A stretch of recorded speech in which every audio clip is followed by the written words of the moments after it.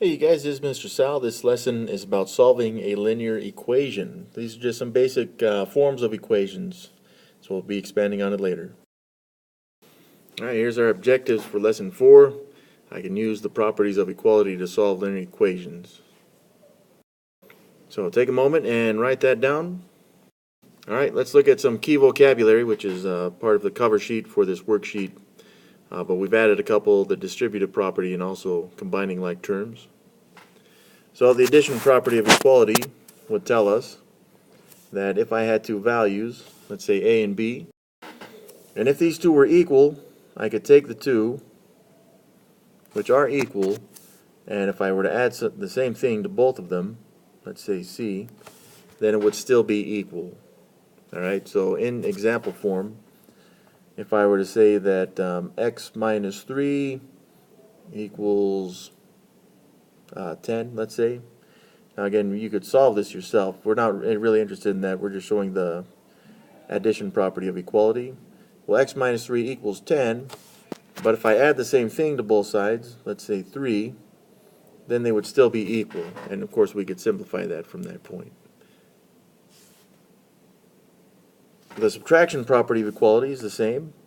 If I said A was equal to B, well then A would equal B still, even if I were to subtract the same thing from both.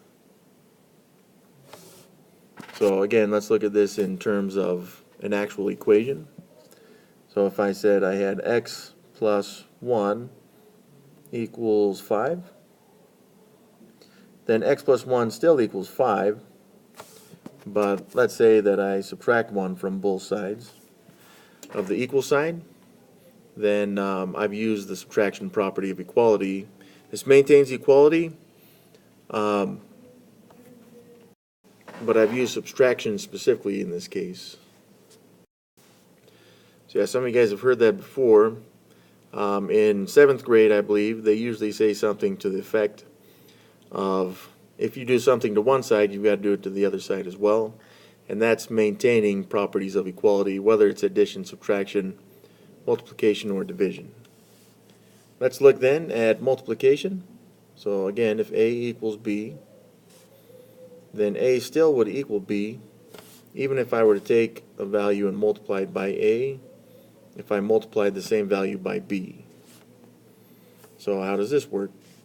Well, if I had x over 2, let's say that equaled 16,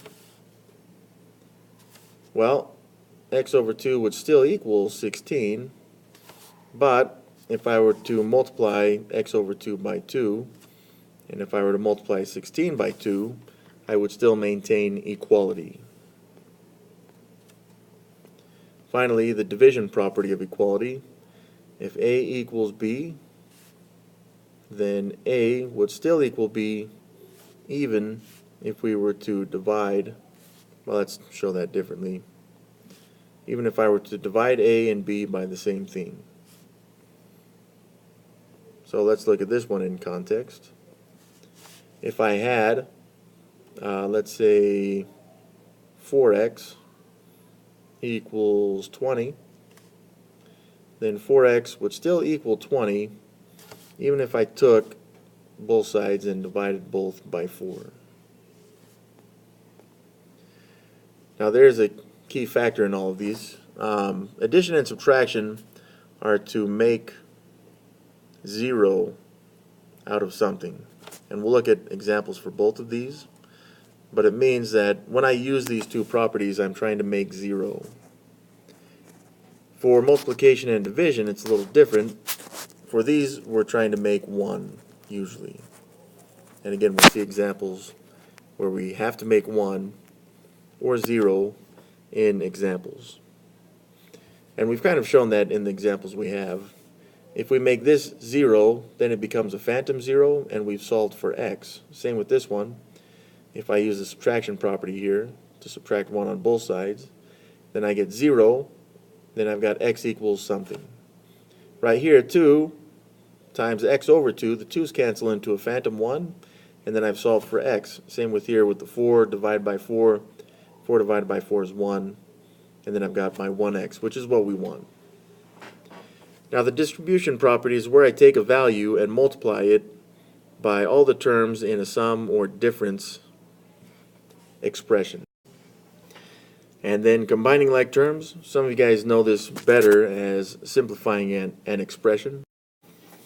So that is when we take many terms that are being added and subtracted and we combine them into one term.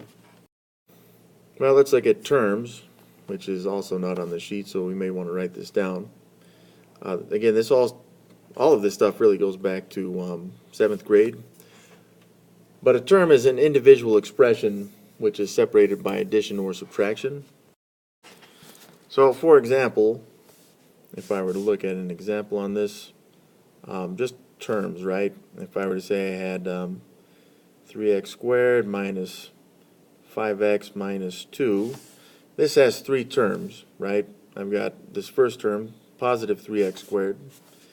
Then I've got the second term, which is negative 5x. And then I've got this third term, which is negative 2.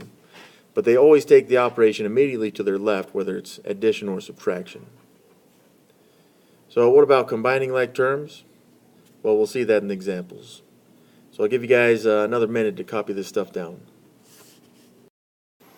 Number 1, for each problem, show your work and check that your solution is correct. Solve the linear equation. X plus 2 plus x plus 4 plus x plus 6 equals negative 28. State the property that justifies your first step and why you chose it, which we will do. But take a moment, take 1 minute and see if you can solve 4x and check your solution to see if it's correct. 1 minute with your neighbor, go. Alright, that's 1 minute.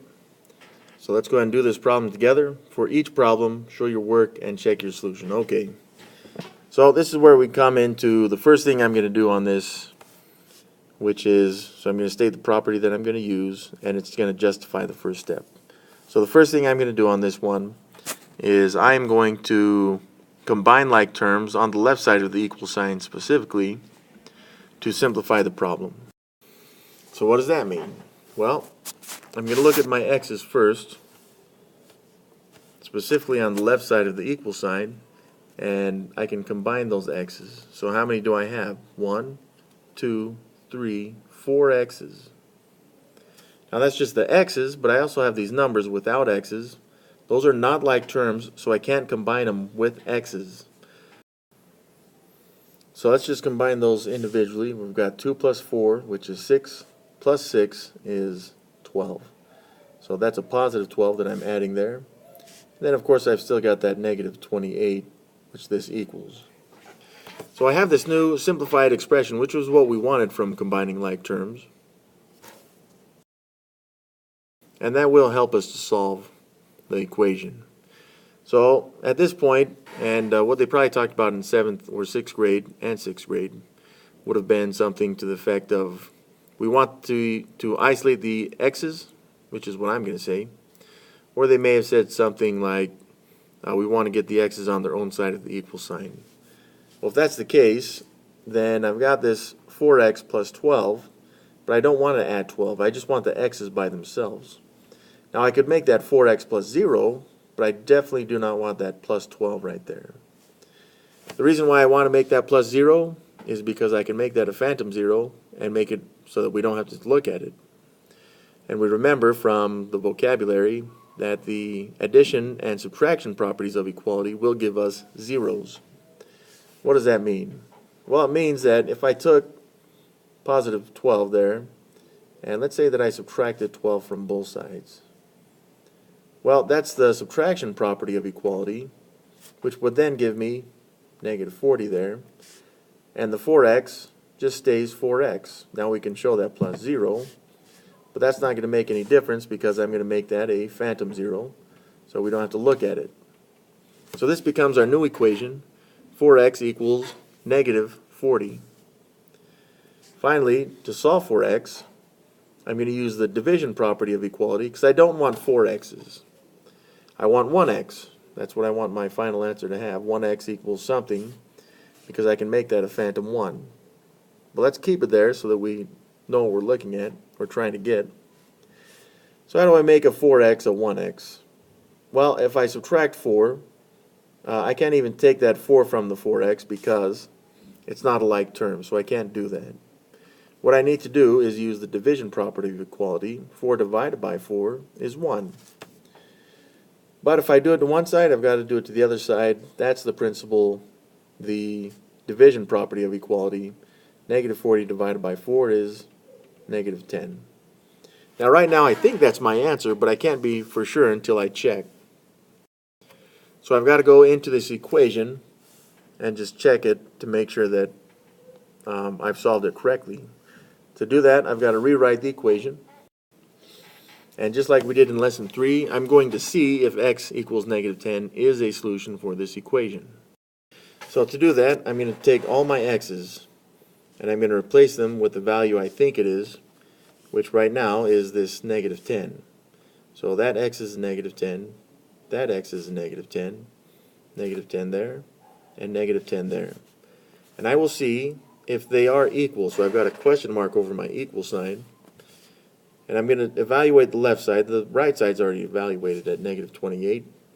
So in my calculator I put negative 10 plus negative 10, which is negative 20, plus 2, which is negative 18, plus negative 10, which is negative 28, plus 4, which is negative 24, plus negative 10, which is negative 34, plus 6, which would be negative 28. Now, since that is true, I can know now that x equals negative 10 is a solution for that equation which we have. So that's all we need to do for that. X is negative 10. We checked our work and we showed our work. Alright, for this one, solve the linear equation. State the property that justifies your first step and why you chose it. Take 1 minute and do this with your neighbor. Alright, it's been 1 minute. So let's look at this problem together. For each problem, show your work and check that your solution is correct, which we will do. So the first thing I'm going to do on this one, for me anyways, is to distribute that 2 into the parentheses. So I have that written out. Next what I need to do is actually do the distribution. So that's 2 times that set of parentheses. Some of you guys have seen it like this. It's the same thing as having 2 sets of 3x plus 2. So 2 sets of 3x would give us 6x, and 2 sets of 2 would give us positive 4. Now this equals the same stuff, 2x minus 1 plus x. And on the right side I can start simplifying that side of the expression by combining like terms. Here I have 2x's, and right here is 1x, which when I combine gives me 3x's. Now I still have that minus 1, but I don't have anything else to combine it with to simplify. So right now I've got 6x plus 4 equals the 3x plus 1. And now what we need to do is choose a side for my x's and choose a side for the numbers. I'm going to put the x's on the left and the numbers on the right. So the 6x is good. It's on the correct side of the equal sign. The plus 4 is not on the correct side of the equal sign because that's where I want my x's, and the 4 does not have an x. So I'm going to use the subtraction property of equality to change it into a 0, which means I've got to do it to the other side of the equal sign with its like term. So negative 1 minus 4 is negative 5. So I've got this 6x still, which equals that 3x, which also dropped. And again, we can show that plus 0, but I'm going to make it a phantom 0. It's still there, I just don't want to look at it. Next, I've got these 3x's, which are on the wrong side of the equal sign, so I'm going to subtract those to make them zeros, which is the subtraction property of equality. And that's going to zero that out. So I've got 6x minus 3x, which is 3x, which now equals this negative 5 here. So I'm going to drop that down. Well, we don't want 3x's, we want 1x. So I am going to change that 3x into a 1x by using the division property of equality and divide both sides by 3. So 3 divided by 3 is 1, which gives me 1x. And then negative 5/3, I'm going to keep that as a fraction because I don't want to write the repeating decimal. And that's the solution I think I have right now. But then it says to check that our solution is correct. So this is what I have now, and I'm going to replace my x's with the x value that I think I have, which is negative 5/3. So I went ahead and replaced all those x's with those purple negative 5/3, and then I'm going to evaluate these one at a time. So on the left side of the equal sign, I'm going to split this up. I'm just going to look at the parentheses. By the order of operations, I'll do the multiplication inside the parentheses. 3 times negative 5/3 is negative 5, plus the 2 would be negative 3. But then I need to multiply that by the 2 that was out front. And when I do that, 2 times negative 3 would give me the negative 6. On the other side of the equal sign, I've got 2 times negative 5/3, which would be negative 10/3, minus 1, and then I'm just going to make that a minus 5/3 instead of plus a negative. Well, I've got fractions there, but I need to change those fractions into so that all the terms have common denominators so I can add and subtract them, which is the 1 there. I'm going to change the 1 into a 3/3 because 3 divided by 3 is 1. And I've got negative 10/3 minus the 3/3 minus 5/3. So now all my denominators are the same, which allows me to combine them all into thirds. And negative 10 minus 3 minus 5 is negative 18/3, which also simplifies into negative 6. So negative 6 does equal negative 6. That is true. And since it is true, I can go ahead and go into my x value, and I see that since that's a true statement, that x equals negative 5/3 is a solution for the original equation. Alright, take 1 minute and see if you can solve this linear equation with your neighbor. Alright, that's been 1 minute then, so let's go ahead and solve this linear equation. What I'm going to do is I'm going to put the, and this was by most of the class's choices, I'm going to put the x's on the left and the numbers on the right. There's nothing to simplify through distribution or combining like terms on either side of the equal sign. So with this, I'm going to take my x's, which are on the left, and I'm going to keep that 1, but I've got that minus 9, which doesn't have an x, so it's on the wrong side of the equal sign right now, but I can use the principle of equality to get rid of it. So that's a negative 9, so if I use the addition property of equality, that will turn it into a 0. But if I do it to one side, I've got to do it to the other side as well. This changes the equation into x equals 3/5 x plus 9. And I can't combine those because the 9 does not have an x. So I can't say that I would have 9 and 3/5 x by adding those together. What I do see from here, though, is that I've got a 3/5 x on the wrong side of the equal sign. So I've got to subtract 3/5 x from both sides of the equal sign. And when I do that, I get 2/5 x. Now some of you guys had some confusion on that. That's 1x minus 3/5 x. Let's do that at the top here. 1x minus 3/5 x. So I'm looking at this horizontal subtraction. In order to subtract with a fraction, though, I've got to change that 1 into 5/5, which is 1x, minus the 3/5 x. And from this, I would have fifths of x.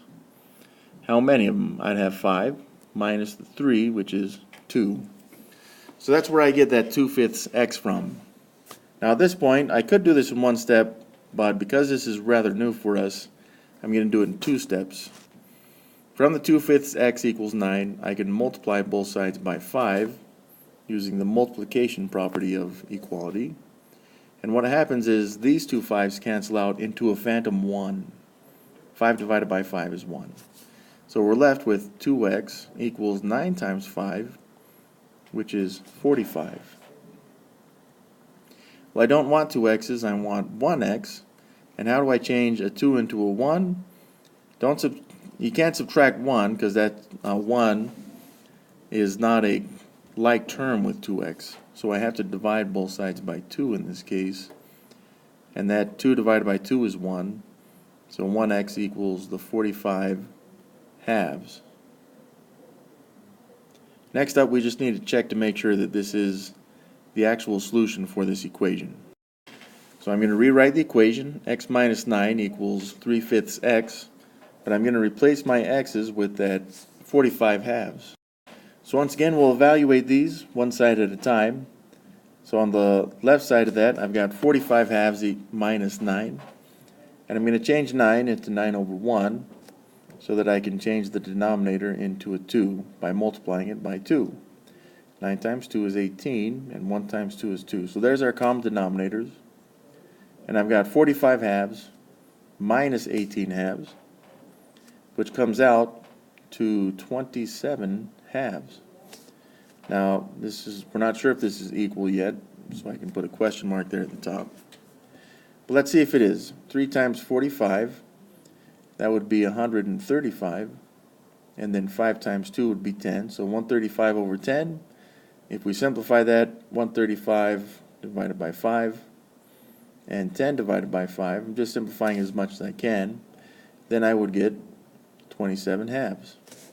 Well, that's a true statement, and since it is a true statement, I can go back and box in my answer because I know from what we just checked right there that x equals 45 halves makes the equation a true statement.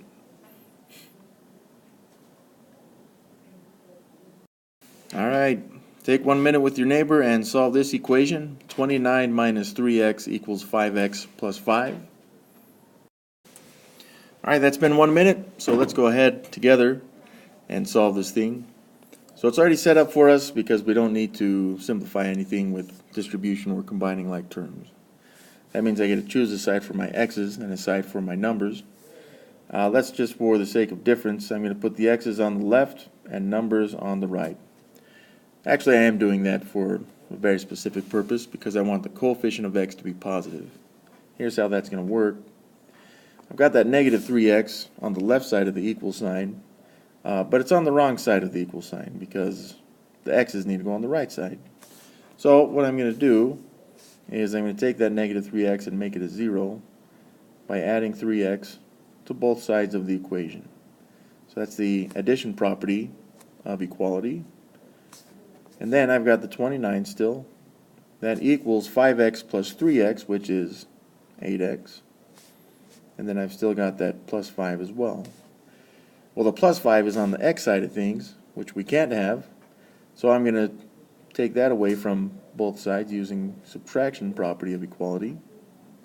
So that becomes a 0. 29 minus 5 is 24. And this should equal 8x. But I don't want 8x's, I want 1x, so I'm going to use the division property of equality to divide it by itself to make it 1. So 1x equals 24 divided by 8 is 3. So we've got our 1x equals 3. That's as far as we need to go as long as the coefficient of x is 1. So let's go ahead and take the equation and rewrite it. So 29 minus 3x equals 5x plus 5. But we're going to go in and replace the x's with the 3 that we think it is right now. And since we don't know if it's equal or not, we'll put a question mark over the equal sign and evaluate this one side at a time. 3 times 3 is 9. So I've got 29 minus 9, which is 20. Now this should equal, and we'll see, the right side of the equal sign. 5 times 3 is 15, plus 5, which is also 20. So since that's a true statement, again we can go back to our solution, x equals 3, and box it in because we know it is a solution to the equation.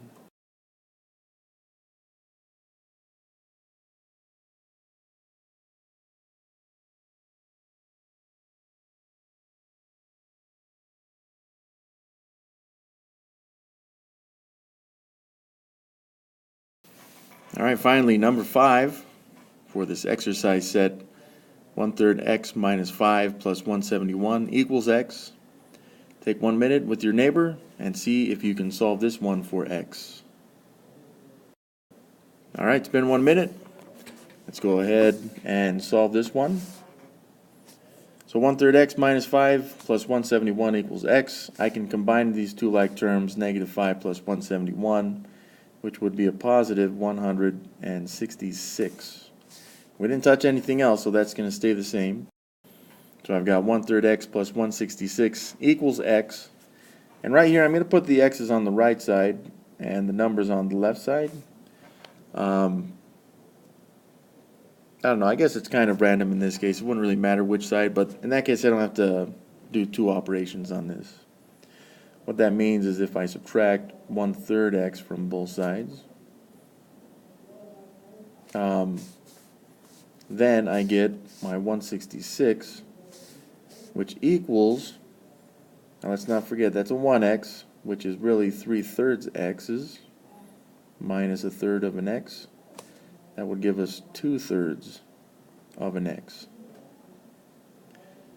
So I didn't have to get or use two operations to get to this point, and I do need a little space there in order to simplify this further. So I don't want 2/3 of an x, I want a full 1x. So what I'm going to do is multiply both sides by 3, and what that does is it gets rid of the fraction, which makes this just 2x. But then I've got 3 times 166, which is 498. And then finally, to solve this, I don't want 2 x's, I want 1x, so I'm going to divide both sides by 2, which makes that a 1x. 1x equals 249. So let's go into that equation and check. So there's my equation on the left, and again I'm going to exchange these x's for the 249 which we think it is, and then we'll see if this gives us two equal statements. So the x being 249, that's not a big deal, but let's evaluate the left side. 1/3 times 249 would be 83. Then I've got minus 5 plus 171, which I'll put into a calculator. And it does equal 249. So 249 does equal 249, that's true, which means that x equals 249 is a solution to the equation. Alright, so there's our lesson summary, which has the addition, subtraction, multiplication, and division properties of equality. And we expect you guys to know those pretty much throughout the rest of your math career, which is all just coming together to help us to solve an equation. So we need to be able to solve equations using these principles of equality. So that takes us to the problem set. So each of these questions, I'm going to give you guys 1 minute to work on it with the neighbor to solve it, and then I'll show you guys the answer. Alright, so I'm going to give you 1 minute on this one, and then I'll tell you when the answer is up. Alright, there's the answer. Take a moment, just read that through and compare what you have with what's up here, and you may want to have a discussion with your neighbor about what you've done. Alright, here's number 2 in the problem set. Take 1 minute with your neighbor and solve this. Go. And there's the solution for number 2. Again, compare this with what you have and see how you did, and think about what changes you need to make on the next problem. Alright, here's number 3. Solve this linear equation. 1/2 x plus 10 equals 1/4 x plus 54. 1 minute, go. Alright, there's the answer for number 3 in the problem set. Again, check your work, see what you need to change, and then try the next one. Here's number 4 in the problem set. Take 1 minute with your neighbor, talk about how you would do this, and solve the equation. Go. And here's your answer to compare with. Here's number 5 in the problem set. 1 minute with your neighbor. Go. Alright, there's the solution for this one. Now number 6 is a little different, so think about how you would solve this one with your neighbor. 1 minute. Go. Alright, here is the answer for this one. Just take a look at what has been done. Think about what properties of equality they've used in order to solve this one. Talk about it with your neighbor. 1 minute, go. Alright, here's number 7. Alicia solved the linear equation. Her work is shown below. When she checked her answer, the left side of the equation did not equal the right side. Find and explain Alicia's error and then solve the equation correctly. Talk about this with your neighbor. 1 minute, go. Alright, here's the answer. Again, read this through and make sure you know where the mistake was made so that you don't make the same mistake, because this one is very common. All right, and that completes lesson 4. So we're going to go into lesson 5 next. All right, so just to review, the lesson 4 objectives was I can use the properties of equality to solve linear equations. And the standard, again, for the state, we're not so worried about that because we'll see it on the end of your test. Solve linear equations in one variable. All right, you guys, thanks for watching this lesson. I hope you liked it. If you did, click the like button and subscribe and leave a comment below.